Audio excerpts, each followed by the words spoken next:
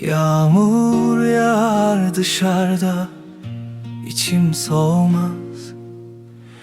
Gece yarısı sensizlik bana uymaz. Karşımda resmin, ağlarız ikimiz. Gözyaşım düşer, silinmez yazdığımız iz. Çıkıp dolaşsam sarhoş sokaklarda, adımlarım yetmez sana ulaşmaya. Her adımda biraz daha kaybolurum. Sensizliğe alışamam, yine savrulurum. Sensizliğe alışamam, bak kalbim dar. Her köşede adın var, her yerde izlerim var. Sensizliğe alışamam, içim yanar.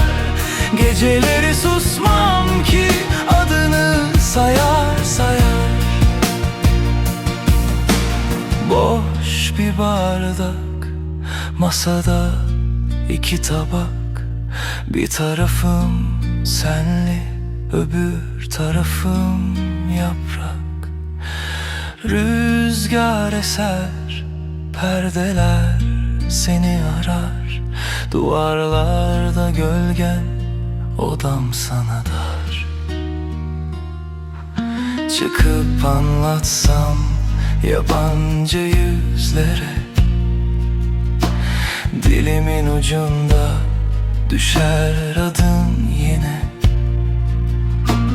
Her kelimede biraz daha yorulurum.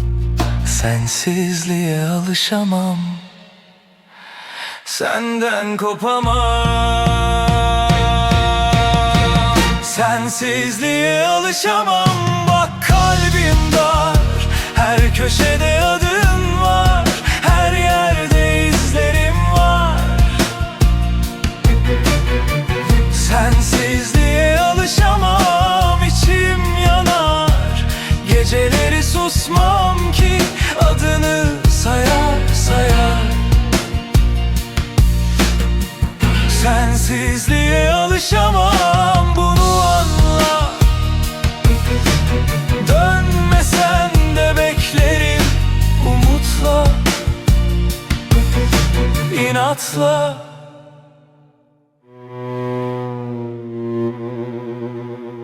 İnatla.